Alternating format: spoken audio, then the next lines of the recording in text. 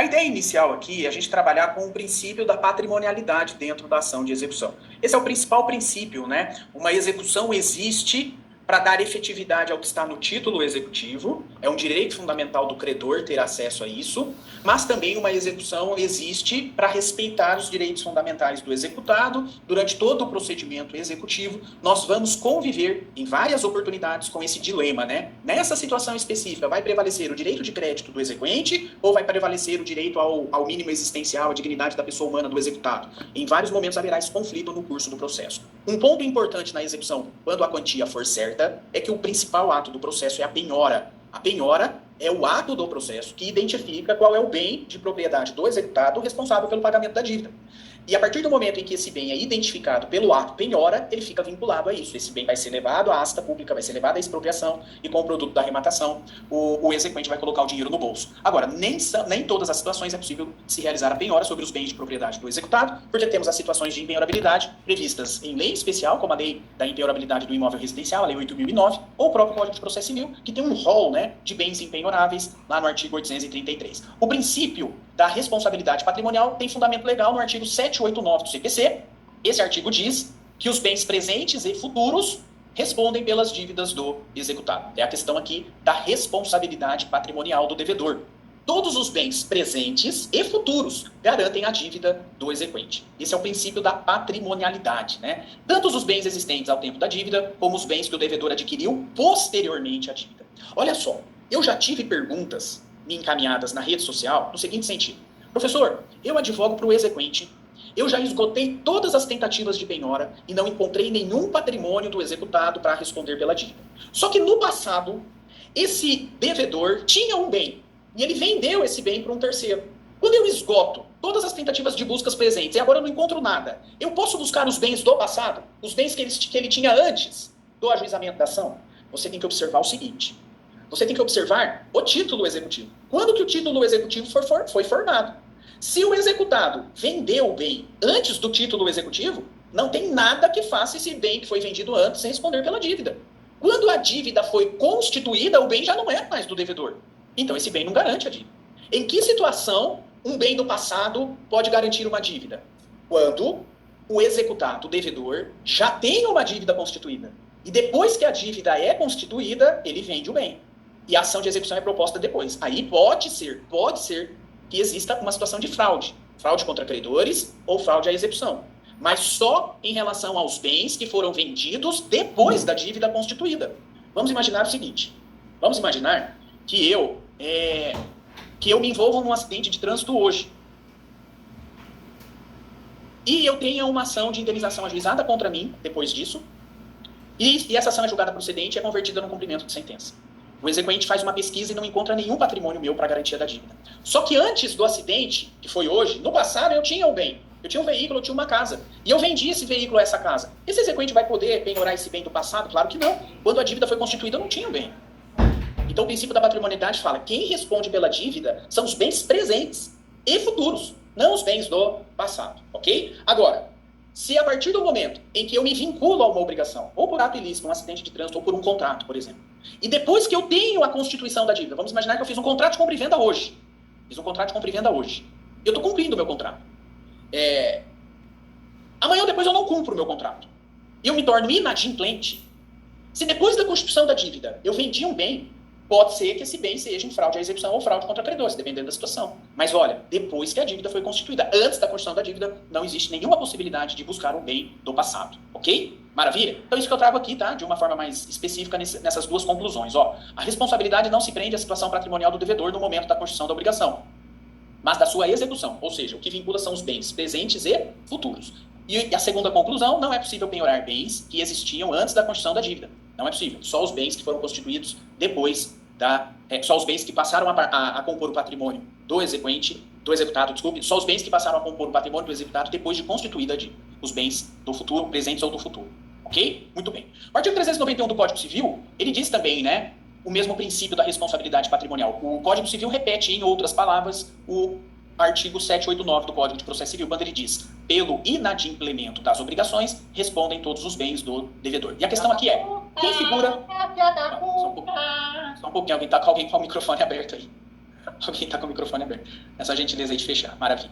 Sujeitos passivos da execução, né? Sujeitos passivos. Quem figura no polo passivo da execução? Bom, em regra, o executado é quem está no título executivo, ou extrajudicial ou judicial, quem está na sentença condenatória. Aquele que está no título executivo será o sujeito passivo da execução. É muito importante aqui você identificar, no cumprimento de sentença, quem foi condenado pela sentença. Por quê? Porque pode acontecer algumas situações, como por exemplo, o processo de conhecimento é iniciado tendo um litisconsórcio passivo. Eu ajuizo uma ação contra a Ana e o Dr. Williams. Os dois estão no polo passivo. Só que a Ana consegue reconhecimento da ilegitimidade de parte. E o Dr. Williams não, e o Dr. Williams é condenado. Então, na sentença condenatória, eu terei a condenação do Williams e a improcedência contra a Ana, né, a ilegitimidade de partes, enfim, a extinção do processo em julgamento de mérito contra ela. É claro que no cumprimento de sentença só pode ter o Dr. Williams, que está no título executivo judicial, a sentença. Da mesma forma, se eu ajuizo uma ação contra os dois e só o Dr. Williams é condenado, eu vou entrar com um pedido de cumprimento de sentença nova fase contra o Dr. Williams. Eu vou poder colocar agora a pessoa jurídica do Dr. Williams no polo passivo da execução? Não, porque a pessoa jurídica do Dr. Williams, que ele é sócio, ela não está no título executivo, lá na sentença. Ela vai poder ingressar como uma terceira se tiver pedido de desconsideração da personalidade jurídica inversa. Isso for acolhido. Mas, caso contrário, não está no título executivo. Então, não pode sofrer, né, o processo, a fase do cumprimento de sentença. Então, quem é o devedor? O devedor é aquele que foi vencido no processo de conhecimento, sucumbente, e que o seu nome esteja na sentença, ou aquele que está no título executivo extrajudicial como devedor, como quem tem que cumprir a obrigação. Se eu expresso um cheque, eu emito uma ordem de pagamento. Meu nome está no cheque. Se o cheque não é pago, eu que vou figurar no polo passivo da ação de execução. Mesma coisa uma nota promissória, uma duplicata, uma debenture, um contrato com força executiva, vai depender aí do título executivo. São os bens desse devedor que respondem pela dívida, em regra. Mais uma vez aí, pessoal, alguém com o microfone aberto ainda, por favor, confiram aí para mim o microfone. Maravilha? Agora, o Código de Processo Civil diz assim: são os bens do devedor principal que vão garantir a execução forçada. Mas não só isso. O Código de Processo Civil diz também: outras pessoas são legitimadas a sofrer a execução, embora não estejam primitivamente no título executivo. São as pessoas que estão no artigo 779 do CPC. Deixa eu ver se é esse artigo mesmo. 779. São exatamente essas pessoas. Essas pessoas aqui, que estão no 779, elas não estão no título executivo como devedora. Só que os bens dela respondem pela dívida. Ok? Quem são essas pessoas? Espólio, herdeiros e sucessores do devedor. A gente vai entrar a fundo daqui a pouquinho nisso. Essas não estão no título executivo e respondem pela dívida. Olha só, é muito simples a gente entender isso. Há uma ação de execução contra o professor Alessandro. Por quê? Porque o professor Alessandro está no título executivo. A ação é originária contra mim. O que acontece no curso da ação? No curso da ação, o Alessandro falece. Quem vai agora entrar nessa ação de execução? Meu espólio. Então, o espólio, o meu patrimônio, que agora é do espólio, né? Os meus herdeiros ou sucessores vão poder responder por essa dívida. São terceiros que agora podem ter o seu patrimônio atingido para o pagamento dessa dívida. Uma outra situação trazida pelo Código, de alguém que pode ter o seu patrimônio atingido para o pagamento da dívida. Imagine o seguinte: imagine que a doutora Ana ajuizou uma ação de execução contra mim, Alessandro. Bom, em regra, quem vai responder então é o meu patrimônio, o patrimônio do Alessandro. Só que eu transfiro a minha dívida para o doutor Paulo. Eu faço uma assunção de dívida. Isso é possível. Assunção de dívida. Eu transfiro a minha dívida para o doutor Paulo. O doutor Paulo é o assuntor de dívida. Ele vai entrar no meu lugar desse pagamento da dívida. Ele vai assumir a obrigação que era minha, com o consentimento da Ana. O credor tem que concordar para isso. Esse assuntor da dívida, o Paulo, ele pode ter o seu patrimônio atingido agora para o pagamento da dívida da Ana. Essa situação é trazida pelo Código, assuntor de dívida. Veja, não é o patrimônio do Alessandro que vai responder mais pela dívida. É o patrimônio do Paulo, o terceiro, que assumiu a minha dívida durante a ação de execução. É claro que para que isso ocorra de forma válida no processo de execução, o credor, no meu exemplo, a Ana, tem que concordar, tá? Senão, a minha transferência da dívida para o Paulo é ineficaz para a Ana, ok?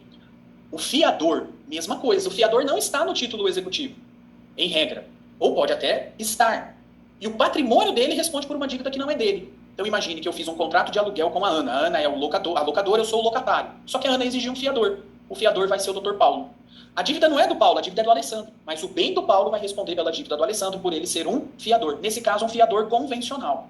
Mas o fiador pode ser judicial também. Uma fiança bancária, um seguro-garantia. E aí, a instituição financeira vai responder com o patrimônio dela pela dívida do afiançado. ou uma seguradora vai responder pelo patrimônio dela pela dívida do segurado. Então vamos imaginar que eu tenho uma dívida contra a Ana.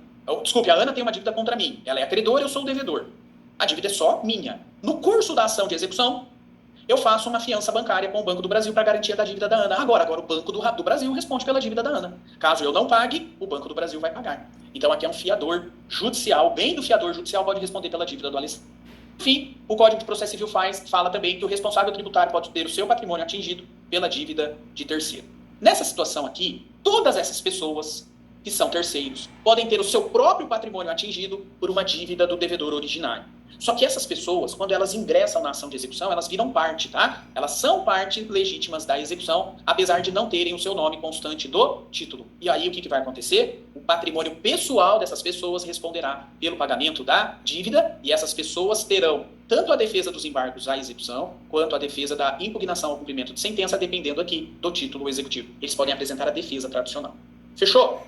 Então, aqui é um primeiro ponto que eu queria trazer quanto ao polo passivo da ação de execução. Mas tem mais. Professor, o próprio... Oi, pois não. Desculpa, só me interromper. O herdeiro responde, no caso, até o limite que ele recebeu de herança, né? Exatamente. Até o limite que ele recebeu de herança. Mas perceba, vamos imaginar a seguinte situação, eu vou tratar dela daqui a pouquinho. Vamos imaginar que o meu pai é executado, ok? Meu pai é executado. Meu pai tem uma dívida de 100 mil e tem um patrimônio de 200, ok? Ou vamos imaginar uma outra situação. Deixa eu ver aqui como que eu vou fazer um exemplo para você entender aonde que eu quero chegar. Vamos imaginar que o meu pai está sendo executado. E o meu pai falece. Então ele vai ser substituído pelo espólio, ok? E paralelamente a isso, vai estar tramitando o inventário. Essa dívida, inclusive, vai ter que ser arrolada lá no inventário. Muitas vezes não é, mas em tese teria que ser arrolada lá. Vamos imaginar que essa dívida não foi arrolada lá no inventário. A ação de execução está prosseguindo agora contra o inventariante. E o inventário que está sendo processado, esse inventário é concluído. E eu recebo parte da herança do meu pai. Vamos imaginar que eu recebo de herança do meu pai 100 mil reais e minha irmã, que é a outra herdeira, recebeu 100 mil reais da herança do meu pai. Muito bem. Quando tem essa ação de execução, e agora já houve a partilha dos bens, já não tem mais inventário, não tem mais espólio, quem vai continuar na ação de execução são os herdeiros, substituindo o devedor originário, que era o meu pai. Já teve a partilha dos bens, então agora são os herdeiros. Bom, aí você disse, mas os herdeiros respondem pelos limites da herança. A dívida que meu pai tem é de 200 mil, de 300 mil, 300 mil. Qual foi o valor da herança que eu recebi do meu pai? 100 mil. Se esse bem que eu recebi do meu pai ainda existe, é o bem do meu pai que vai para os 100 mil para pagar a dívida, certo? Mas pode acontecer, doutor Williams, que os 100 mil que eu recebi do meu pai, eu já transferi para um terceiro. E agora? Agora eu não tenho mais o bem da herança, os limites da herança. Quem vai responder pela dívida? O meu patrimônio pessoal até o limite de 100 mil. Só que vai ser o meu patrimônio pessoal, o patrimônio que eu tinha antes. Ok? Limitado às forças da herança, aos 100 mil. É isso que o código diz. Você percebeu que eu respondi com o patrimônio pessoal por uma dívida de terceiro, em razão de eu ser o herdeiro do devedor originário, porque eu recebi o valor da herança, porque não declarei o valor da dívida lá no inventário, e agora o meu patrimônio vai garantir os 100 mil da força da herança. Ah, mas e se eu tivesse os 100 mil que o meu pai me transferiu? É ele que responderia pela dívida. Vou piorar um pouquinho o exemplo. Imagine que uma pessoa receba 100 mil, nesse caso que você está falando, e vamos supor que tivesse dívida que pagou. E aí vai vir em cima de mim, meu patrimônio pessoal, no caso. Mas eu também não tenho nada. Aí tem todas aquelas prerrogativas de bem de família, toda aquela coisa que eu posso alegar tudo. Quer dizer, na verdade eu vou receber, paguei e não vou pagar o credor inteiro. Pode acontecer isso. Agora pode acontecer o seguinte, olha, imagine o seguinte, imagine que a dívida do meu pai é 200 mil. Eu recebi 100 de herança, certo? E eu paguei os 100 mil da herança. Os outros 100 mil que ainda deve a dívida, eu não posso imputar no meu patrimônio pessoal. Aí não. Meu patrimônio pessoal não responde por essa dívida. Ok? Beleza? Então vamos lá. Vamos prosseguir. O próprio Código de Processo Civil impõe que também estão sujeitos à execução os bens das pessoas descritas no artigo 790. Essas pessoas que estão no artigo 790, elas não estão no título, mas também os seus bens garantem a execução. Não são devedoras, mas os seus bens garantem a dívida exequenda. E elas são parte passiva na ação de execução a partir do momento em que ingressam no processo. Todas aquelas que estão descritas no 790 são os casos de responsabilidade secundária. Eu respondo por uma dívida que não é minha, artigo 790. Não são devedores e não são partes originárias na execução, mas seus bens particulares sujeitam-se aos efeitos do processo de execução. Artigo 790 diz lá, são sujeitos à execução os bens. E aí traz um rol de 7 situações em que essas pessoas respondem pelas dívidas de terceiro. Sucessor a título singular, sócios, devedor, os bens do devedor que ainda estão em poder de terceiro, cônjuge ou companheiro, quem tem o bem alienado ou gravado com ônus real ou fraude à execução, bens que são alienados ou gravados com ônus real, fraude contra credores, e também o responsável no caso de desconsideração da personalidade jurídica. Então vamos analisar alguns aspectos aqui referentes a isso. A primeira questão que o código traz, a primeira hipótese que o código traz aqui é a do inciso 1. A do inciso 1 diz assim: são sujeitos à execução os bens do sucessor a título singular, tratando-se de execução fundada em direito real ou obrigação rei persecutória. Aqui é aquela questão em que o devedor transfere um bem a terceiro. E quando ele transfere um bem a terceiro, esse terceiro que recebeu a título singular, ele pode responder pela dívida, caso esse bem fosse objeto de discussão numa ação judicial e o devedor perdeu a ação judicial. Ação que pode ser fundamentada em direito real ou ação que pode ser fundamentada em direito pessoal, rei persecutória. Então, vamos analisar aqui, na prática, o que acontece aqui. Essa situação do terceiro sucessor a título singular responder pela dívida pode acontecer tanto na execução por título extra quanto na execução judicial, tanto faz. Aqui o que vai acontecer? Vai acontecer uma alienação da coisa ou do direito litigioso. Essa venda do bem vai causar depois uma obrigação e esse terceiro que adquiriu, que está lá com a coisa, pode responder por essa obrigação. Alienação da coisa litigiosa, tá? Vincula o terceiro adquirente. Aquele terceiro que adquirente que recebeu esse bem, ele assumiu o risco de ter que responder pelo prejuízo, pela dívida, tá? Então, nesse caso, ele vai responder com o seu próprio patrimônio. Pode ser uma ação fundamentada em direito real ou pode ser uma ação fundamentada em direito pessoal.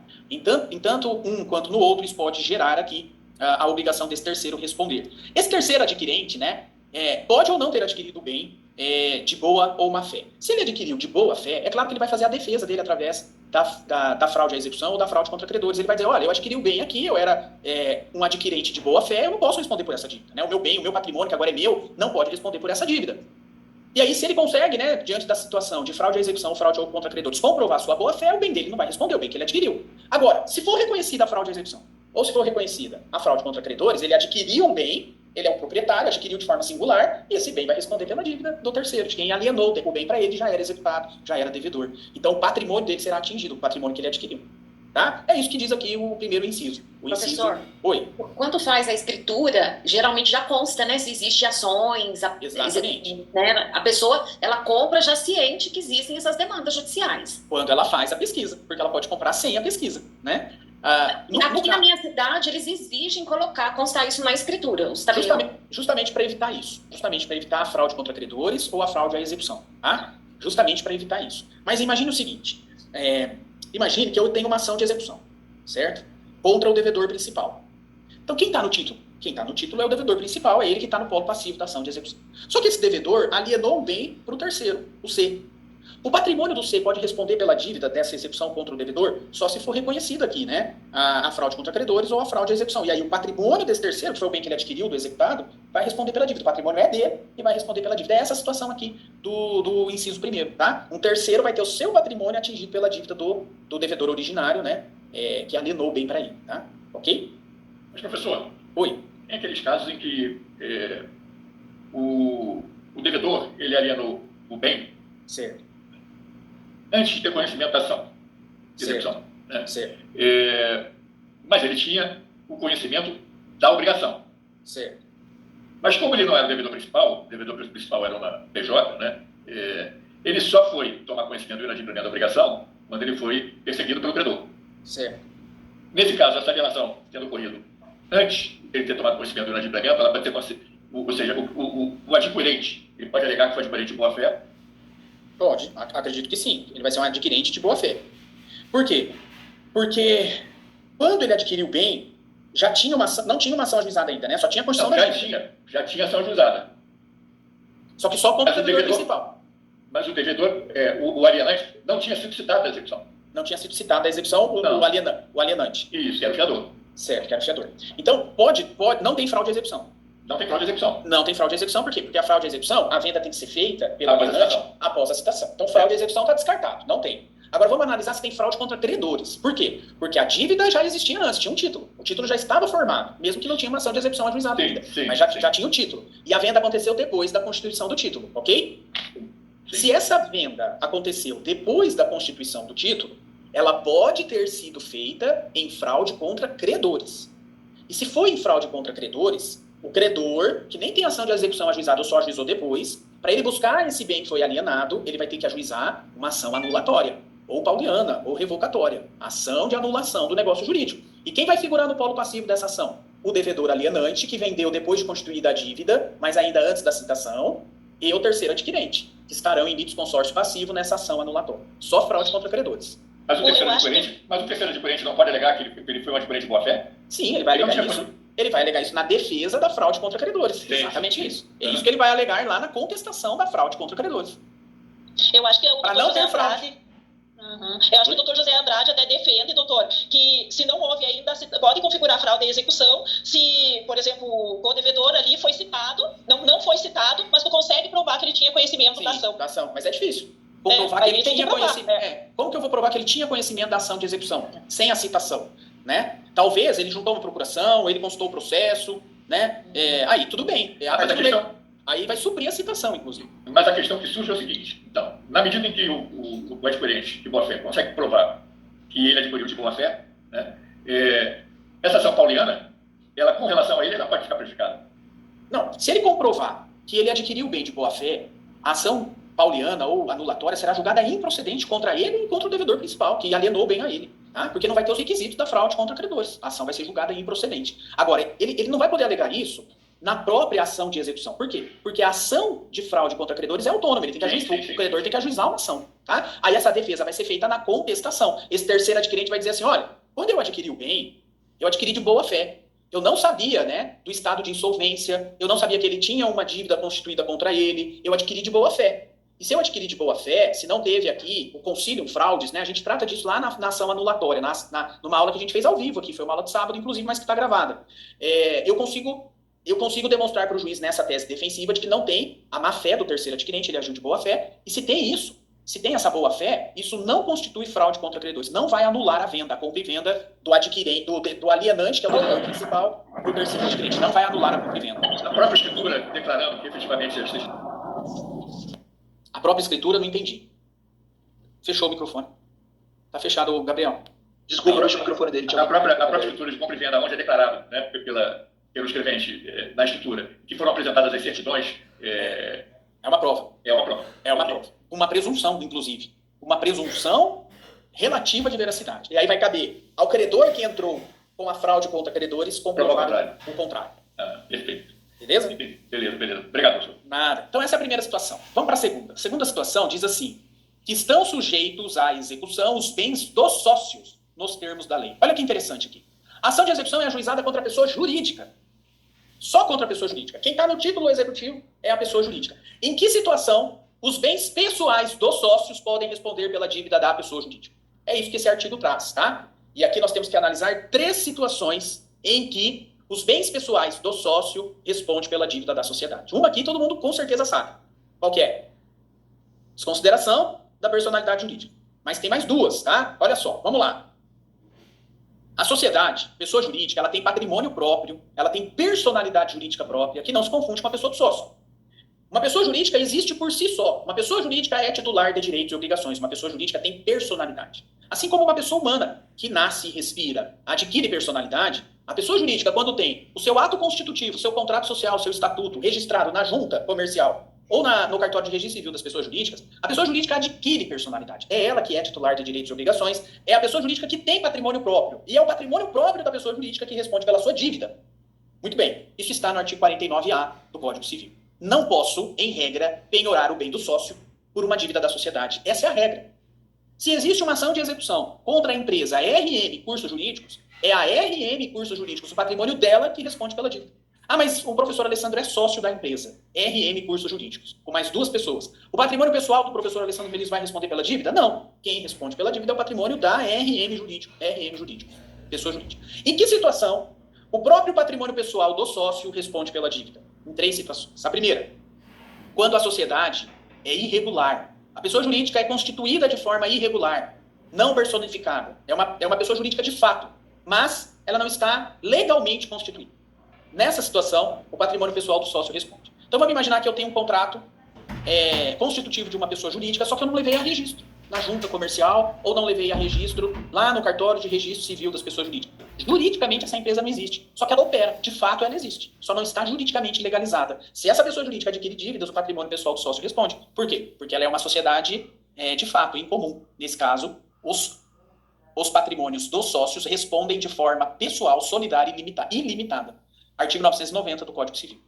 Mas, professor, existe pessoa jurídica, de fato, pessoa jurídica irregular, não personificada? Sim, muitas. Muitas operam nesse sistema, tá? Da irregularidade. Nessa situação, todos os sócios respondem pelo seu próprio patrimônio pessoal por dívidas da sociedade. Isso está no artigo 990 do Código Civil. Segunda situação. Eu tenho uma situação em que a responsabilidade do sócio não se confunde com a responsabilidade da pessoa jurídica. A executada é a pessoa jurídica. Então, um fornecedor de serviço da RM Cursos Jurídicos ou um prestador de serviço da RM Cursos Jurídicos entra com uma ação de execução contra a RM Cursos Jurídicos. Por quê? Porque o título é contra a pessoa jurídica. Só ele. Quando que o patrimônio pessoal do sócio vai responder? Se houver uma desconsideração da personalidade jurídica. Então, vamos imaginar assim. A RM Cursos Jurídicos é uma empresa limitada. E o capital social dela foi integral. Foi integralizado pelo sócio. Isso significa o quê? Que o patrimônio do sócio, então, responde pela dívida da sociedade. Então, aqui o sócio não responde. Se aqui o sócio não responde, o exequente tem que buscar o patrimônio da pessoa jurídica. Só que ele não encontra o patrimônio da pessoa jurídica, não tem. O patrimônio do sócio, o Alessandro, pode responder por essa dívida? Só se tiver desconsideração. E quando que vai ter desconsideração? Abuso do direito de personalidade. Ou confusão patrimonial, ou desvio de finalidade, artigo 50 do Código Civil. Isso está tudo explicadinho dentro da plataforma, quando a gente trata das aulas específicas sobre desconsideração da personalidade jurídica. Então, eu remito você a assistir às aulas lá da desconsideração. Se a desconsideração da personalidade jurídica, que é um incidente da ação de execução, se ela for julgada procedente, o que vai acontecer? O sócio ingressa na ação de execução para responder pela dívida da sociedade. E agora? Agora o patrimônio pessoal dele responde pela dívida da sociedade. Ok? Essa é a segunda situação. A terceira é aquela situação, aqui eu vou entrar em direito empresarial. Não sou um estudioso do direito empresarial, É o mas... sócio administrador, doutor? Na desconsideração? Não, só o sócio que praticou o ato ilícito, o sócio administrador que praticou confusão patrimonial ou abuso do direito. O sócio minoritário, o sócio que não tem poder de gestão na empresa, esse sócio nunca vai ter o seu patrimônio pessoal atingido pela dívida da pessoa jurídica. Ok? Mas lá na aula, Ana, lá na aula da desconsideração da personalidade jurídica, lá está detalhado isso tudo, tá bom? A terceira situação é daquela em que a própria pessoa jurídica ela é constituída sobre uma modalidade em que o sócio responde. Aqui é direito empresarial. Nós temos alguns tipos de pessoa jurídica que o patrimônio pessoal do sócio responde pela dívida da sociedade, pela própria formação da pessoa jurídica, tá? Que pessoa jurídica é essa? Ó, sociedades que, por imposição da lei, é a lei que diz isso. Nesse tipo de pessoa jurídica, o patrimônio pessoal do sócio responde, tá? Patrimônio pessoal do sócio responde pela dívida da sociedade. Agora veja, toda vez que a lei diz, olha, nessa pessoa jurídica aqui, sobre essa modalidade, o patrimônio pessoal do sócio responde. O patrimônio pessoal do sócio só responde de forma subsidiária. O que significa isso? Primeiro, tem que esgotar as tentativas de busca de bens do patrimônio da pessoa jurídica, para só depois ir para o patrimônio da pessoa física do sócio. Tá? Sempre a responsabilidade civil do sócio pela dívida da pessoa jurídica ela é subsidiária. Só depois de esgotar as tentativas de penhora de bens que pertençam à própria pessoa jurídica, bens dela. Só se não tiver bens dela é que se penhora o bem do sócio. Ok? Que tipo de sociedade é essa? E aí eu já abro para o doutor Eduardo. Quais são as pessoas jurídicas em que os sócios respondem, por força da lei? Como diz aqui a terceira situação. Cooperativa. Sociedade cooperativa, o sócio responde. Sociedade simples. Sociedade em nome coletivo. Sociedade em comandita simples. Sociedade de responsabilidade limitada, quando o capital não foi integralizado pelo sócio. Sociedade anônima, quando aos bens do sócio administrador da SA. Só do sócio administrador. Acionista, não. O bem pessoal do acionista não responde pela dívida da SA. Agora, se essa SA tem um administrador, o bem pessoal do administrador responde pela dívida da SA. O acionista, não. Do administrador, sim. Ok? E, por fim, essa interessa a vocês, advogados. Sociedade de advogados. Olha só. Se você tem uma pessoa jurídica, seu escritório é uma PJ, a dívida da PJ tem que ser pago pela PJ. Só que se a PJ não tem patrimônio, o patrimônio pessoal do advogado da PJ responde pela dívida. Tá bom? Artigo 17 da Lei 8.906, que é o Estatuto da OAB, né? Além da sociedade, o sócio do escritório responde subsidiária e ilimitadamente pelos danos causados aos clientes, por ação ou omissão no exercício da advocacia, sem prejuízo da responsabilidade disciplinar em que incorrer. Então, se um cliente entra com uma ação de indenização contra a pessoa jurídica, a sua sociedade de advogados, e a sociedade de advogados não tem patrimônio para responder pela dívida, o seu patrimônio pessoal responde. Ok? Vamos lá, doutor Eduardo. Bom dia. Bom dia. Professor, aproveitando o que o colega consultou antes sobre fraude a credores, falou sobre fraude a credores, nesse caso, a desconsideração da personalidade jurídica, se os sócios se desfaz de um bem depois de iniciada a ação, mas antes de ser desconsiderada a personalidade jurídica, ele tinha conhecimento da ação, ele comete fraude a credores? Eu entendo que, em regra, não. Por quê? Porque quem responde pela dívida da pessoa jurídica é a pessoa jurídica. Eu sou sócio da empresa RM Jurídico, certo? A RM Você que tem uma ação, tem uma ação de pode se execução desfazer contra de bens, Isso, tem uma ação de tem execução. não houve desconsideração. Isso, tem uma ação de execução contra ela. Contra ela, a pessoa Isso. jurídica, certo? E eu vendo um patrimônio pessoal meu. Depois que eu vendo o meu patrimônio pessoal, o exequente pede a desconsideração da personalidade jurídica. O que vai acontecer? Eu, que sou sócio, terei que ser citado. Só que eu já vendi o bem antes. No meu modo de entender, só teria fraude à execução se eu vendesse o bem depois que eu fui citado. Como eu vendi antes, eu entendo que não tem fraude à execução. Ah, mas professor, agora você foi citado e você não tem patrimônio para pagar a dívida.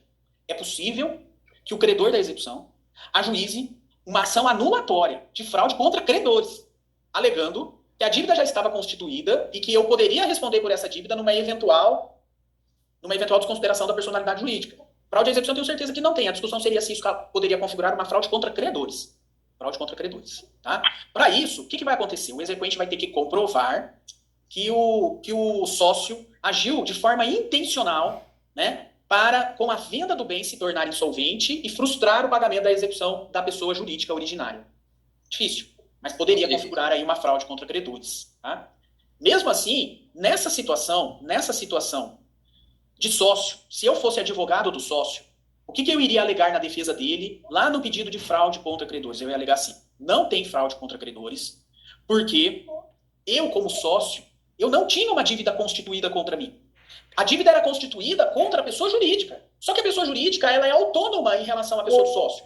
Como eu não tinha nenhuma dívida constituída contra mim, e eu vendi o bem, como que eu pratiquei fraude contra credores?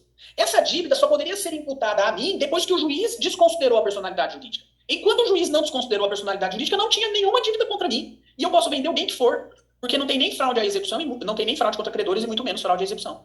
Eu levaria a defesa para esse aspecto aqui. Tá? É muito interessante. O mesmo raciocínio seria no caso da desconsideração inversa, né? Caso esse sócio tenha uma outra empresa, se ela já foi citada, exatamente, a ela mesma pode coisa. agir no mercado, vender. Porque veja só, eu sou sócio de uma empresa. Quem responde pela dívida da empresa é a empresa. A empresa está sendo executada. Eu não tenho dívida nenhuma. Quem tem dívida é a empresa. Ah, mas eu sou sócio, tudo bem. Mas existe autonomia das pessoas. Pessoa jurídica não se confunde com a pessoa do sócio.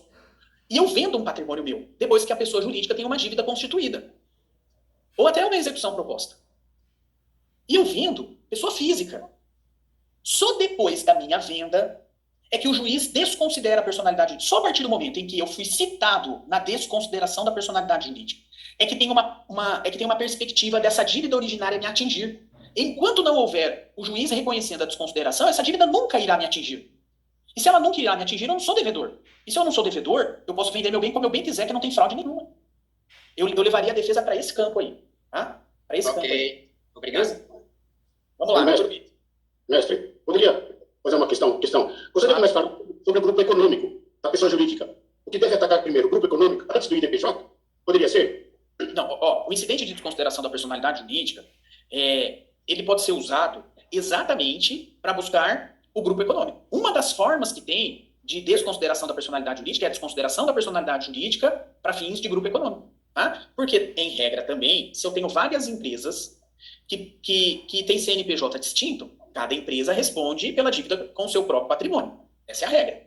Mas, o código diz, se essa pessoa jurídica não tem patrimônio, mas uma outra pessoa jurídica que faz parte do mesmo grupo econômico tem, para que essa outra pessoa jurídica, que não é executada originária, possa responder pela dívida, tem que ter o incidente de desconsideração da personalidade jurídica, para fazer parte do reconhecimento do grupo econômico. Reconhecendo que tem grupo econômico pelo incidente de desconsideração, a empresa que não era executada entra na execução. E agora o patrimônio dela responde pela dívida. Tá dentro do incidente. Beleza? Obrigado, mestre. Muito obrigado. Valeu. Tem mais alguém com a mão? Deixa eu ver aqui. Tem mais alguém? Tem, doutor Williams, oi. Professor, naquele exemplo anterior que o senhor falou que o empresário vai responder quando não há a integralização do capital. Isso, na limitada. Limitada, no caso. Como é que o exequente qual o meio que ele vai fazer para demonstrar que não houve essa integralização. Ele pode, na ação de execução, ele não vai poder pedir para apresentar. Como é que ele faria isso? Qual seria a ferramenta nesse caso? Bom, pode ser que lá no ato constitutivo de registro da pessoa jurídica tenha a informação se o capital é integralizado ou não, quando ela foi constituída. E se em regra geral, quando se monta uma empresa, você diz lá a forma que vai ser integralizada. Isso. Vamos imaginar que, sei lá, geralmente as pessoas falam que vai integralizar de forma parcial, ou em pagamento, ou em modo, mais alguma coisa. Mas aí, se eu fizer uma consultoria junto comercial, eu consigo pegar esse documento, evidentemente. Mas não consigo efetivar se foi integralizado ou não. Tá. Porque, em regra, quando for integralizado, isso tem que ser alterado lá no ato constitutivo da empresa. Tem que fazer um registro no cartório de registro civil da pessoa jurídica. Então, você vai pegar o documento atualizado lá da empresa e vai constatar se foi integralizado ou não. Se tem o registro da integralização. Se não tem o registro da integralização, haverá uma presunção de que não foi. Você junta isso no processo. Não foi integralizado. Normalmente, as alterações de contrato não fazem isso. Ou seja, falar que vai ser integralizado, mas tem que fazer. Aí ele seria entrar, por exemplo, no processo e demonstrar, não, eu fiz o depósito, tudo bem. Aí você vai aceitar. Agora, geralmente não se faz. Não. Então, mas é assim. Se eu inicio uma pessoa jurídica que é limitada e eu não integralizei o capital social dela, eu como sócio, isso vai constar no ato constitutivo. Sim. E todas as alterações que forem feitas no curso da sociedade têm que ser registradas no cartório. Então vai haver uma presunção de que não foi feito. Não foi feito por quê? Porque não houve um registro lá no cartório. Ah, mas aí o exequente, né, vai juntar o contrato social dizendo que não está integralizado. E nessa situação, o patrimônio pessoal do sócio pode responder. Aí vai caber ao sócio demonstrar que integralizou, vai inverter o ônus da prova, lá na ação de execução. Então eu poderia, por exemplo, usar essa ferramenta em vez de pedir a desconsideração da personalidade jurídica? Poderia, sem dúvida. Que abrevia tudo. Abrevia tudo. Geralmente não se faz isso. Isso, abrevia tudo, sem dúvida. Eu não sabia, já foi na nova. Pois é, abrevia. Tá bom? Mas, ó... Professor, mas nesse caso aí que o colega falou, na junta comercial, geralmente quando registra, há uma declaração no contrato que foi integralizado. Se há essa declaração do contrato que foi integralizado, muda tudo. Por quê? Pois é. Porque aí há uma presunção de que o sócio não responde. Porque já foi integralizado, o sócio não responde. Ok? E aí vai ter que ser pela desconsideração da personalidade jurídica, não vai ter jeito. Ok? Muito bem. Algumas observações aqui da pessoa jurídica. Ó. Doutora Elisângela, desculpe. Professor, bom dia. Bom dia. Primeiro, só fazer uma adenda aqui, eu quero agradecer por conhecer o senhor lá no encontro, no retiro. Foi muito bom, e vocês, assim, pessoalmente, são mais carismáticos, mais atenciosos até do que online. Obrigado. Quero agradecer muito por ter conhecido. Depois, professor, sobre a desconsideração da personalidade jurídica. Quando vende todo o patrimônio, tem que ter um sócio liquidante, né? Para poder estar prestando contas para os outros sócios, para poder estar regularizando as dívidas. Quando não há esse sócio liquidante, aí há a desconsideração da personalidade jurídica. O juiz já reconhece? Quando não há um sócio liquidante, porque a pessoa jurídica está em processo de liquidação, de dissolução? Não, a pessoa jurídica fechou tudo, vendeu tudo que tinha, entendeu? Sumiu do mapa. Certo. E não há esse processo de liquidação, né? Não, e agora está sendo pedido a desconsideração da personalidade jurídica? Isso, porque assim, para poder buscar o ressarcimento da dívida. Porque, inclusive, os sócios já foram presos em outras ações por dívida, entendeu? Por rolo. Fazer rolo demais em outras empresas, que eles têm várias empresas. Certo. Então, nós estamos aí numa situação de desconsideração inversa. A dívida é da pessoa jurídica, que já foi extinta irregularmente e quer buscar o patrimônio do sócio, que, em tese, não responderia pela dívida, né? E não tem um sócio que providenciou a liquidação dessa empresa, né? Bom, em princípio, essa desconsideração, ela terá que ser proposta contra o sócio que administrava a empresa. Se tem lá no contrato social um sócio identificado como administrador, era ele que caberia a incumbência de realizar o processo de dissolução da pessoa jurídica. Ele não fez. Então, a responsabilidade aqui seria dele, e já haveria aqui um indício, inclusive, né, de confusão patrimonial, de desvio de finalidade, até porque essa dissolução irregular aí, e também o fato dele estar preso, né, por dívidas da sociedade, já seriam indícios nesse sentido, já facilitaria a comprovação aí dos requisitos. Não, tá ok. Então, era essa a dúvida. Obrigada. Professor, Oi. Professor, no caso da empresa ser administrada por um administrador não sócio, ele responde. Essa responsabilidade cairia sobre o sócio, não, o administrador não sócio? Sim, administrador não sócio, tá? O incidente de desconsideração da personalidade jurídica pode ser contra o sócio administrador ou contra o administrador não sócio. Tá? Também. Tá? Aquele que tem poder de gerência, aquele que tem poder de administração. O Código Civil diz isso no artigo 50. Vou pegar o artigo, mas o meu código aqui é antigo. O artigo 50 teve uma modificação na sua redação. Mas o administrador não sócio também, tá?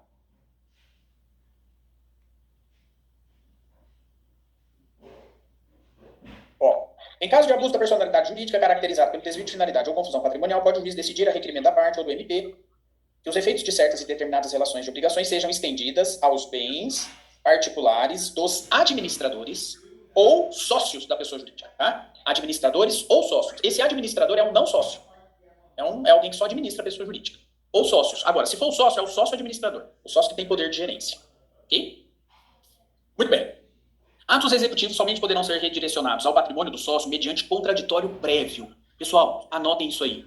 Toda vez que numa ação de execução for buscar o patrimônio de um terceiro, nesse caso que nós estamos vendo, o terceiro é o sócio da pessoa jurídica executada, tem que ter, antes da busca de bens dos sócios, tem que ter contraditório prévio. Se o juiz não dá oportunidade de contraditório prévio, a nulidade, tá? No ingresso do sócio no processo e na busca do patrimônio dele. Tem que ter aqui um contraditório prévio. Mas, professor, o Código de Processo Civil não regulamenta o procedimento nos casos em que o sócio vai responder pela dívida da sociedade, porque aquela sociedade é uma das que a responsabilidade do sócio é subsidiária. Como não tem um procedimento, o que a doutrina diz? A doutrina diz assim: usa o procedimento da desconsideração da personalidade jurídica. É o mesmo procedimento. O mesmo procedimento. Então, quando eu entro com uma ação de execução contra a pessoa jurídica e eu, exequente, quero buscar o patrimônio do sócio, por quê? Porque é uma responsabilidade civil, é uma pessoa jurídica limitada sem integralização do capital social. Ou é uma pessoa jurídica de comandita por ações. O sócio responde. Esse sócio, antes de responder, tem que ser citado para fazer defesa, igualzinho ele faria se fosse um pedido de desconsideração da personalidade jurídica. Tá? O sócio pode se defender. E ele pode defender a própria execução, ele pode defender que não é caso dele responder, e ele pode defender que primeiro tem que penhorar o bem da sociedade e depois o dele, o benefício de ordem. Ele sempre tem direito a benefício de ordem. Ele sempre pode dizer, ok, eu vou responder pela dívida, mas antes penhora o imóvel ou bem da pessoa jurídica e indicar o bem da pessoa jurídica. Ok? Ele tem o benefício de ordem. Toda vez ele tem o benefício de ordem. No benefício de ordem, primeiro vai o grupo econômico para depois atingir o bem do sócio? Depende. Depende do ingresso desse terceiro. Eu posso ter uma pessoa jurídica que traz para o processo, como terceiro, uma outra pessoa jurídica do grupo econômico, que não estava no título. Nessa situação, quando essa outra pessoa jurídica entra na execução, ela pode dizer assim, estou fazendo a defesa da execução, eu estou indicando um bem da pessoa jurídica originária para pagar a dívida, e o meu bem só vai responder depois de esgotados os bens dela. Isso aqui é benefício de ordem que uma pessoa jurídica está fazendo contra a outra. Ok? Agora, pode acontecer assim, olha que interessante isso. Eu tenho uma pessoa jurídica que faz parte de um grupo econômico, e ela não tem patrimônio. E a execução é só contra ela. Olha que interessante isso aqui. É só contra ela. Aí, ela faz uma desconsideração da personalidade jurídica para trazer uma outra empresa que faz parte do mesmo grupo econômico. Aí vem a outra empresa que faz parte do mesmo grupo econômico. Só que essa outra empresa também não tem patrimônio. Nenhuma, nem outra. O que esse exequente pode fazer? Ele pode agora, se ficar demonstrado uma situação de desconsideração da personalidade jurídica contra o sócio das empresas. Mas tem que ter abuso do poder, né? Tem que ter aqui confusão patrimonial ou desvio de finalidade. E aí, o sócio dessa pessoa jurídica ou o sócio dessa pessoa jurídica pode responder pela dívida da sociedade. Seria uma terceira, né? Uma segunda desconsideração da personalidade jurídica agora contra o sócio. Sempre que houver o ingresso de um terceiro, o sócio ou a pessoa jurídica do grupo econômico, para dentro da execução, esse terceiro pode fazer a defesa da execução, pode alegar benefício de ordem, primeiro penhora o dele, depois penhora o meu, e ele pode, inclusive, pagar a dívida. E se esse terceiro paga a dívida? Subroga no direito do credor. Ele que se torna credor do devedor. Ok? Então vamos imaginar assim. Vamos imaginar que eu sou sócio da RM Cursos Jurídicos. A RM está sendo demandada numa ação de execução e há um pedido de desconsideração da personalidade jurídica. Eu que sou sócio administrador, não sou, mas vamos imaginar que eu seria. Sou citado para apresentar a defesa. Eu entro no processo como pessoa física e faço a defesa da dívida. Digo, não tem dívida, a dívida está em excesso, posso fazer qualquer defesa aqui. Mas eu posso alegar também, a pessoa jurídica tem patrimônio. Vai lá e penhora o patrimônio da pessoa jurídica. Só se o patrimônio da pessoa jurídica não der certo é que você vem penhorar o meu. Eu tô apresentando a defesa do benefício de ordem. Mas eu posso também, como sócio, chegar lá na ação de execução e pagar a dívida. Eu pego o meu patrimônio pessoal e pago a dívida. E aí o que vai acontecer? Eu me torno credor da empresa que eu sou sócio. Tá? O sócio, cumprindo a obrigação, será subrogado no lugar do credor. Então eu entro na situação de credor agora, por ter pago a dívida do terceiro da empresa executada originariamente. Tá bom? Fechou, pessoal? Vamos lá, doutor. Vai lá, doutor. Pela ordem. Vamos lá, pela ordem. Eu não sei quem tá na ordem, eu não vi. É o Eduardo. Então vai, Eduardo e depois o doutor José Maurício. Vamos lá. Então, o exequente entra com pedido de desconsideração da personalidade jurídica. Antes mesmo de os sócios serem citados, encontrados e citados, o exequente já pede a busca Cisbajude, Bacen, todos, o Renajude, tudo. E o juiz prossegue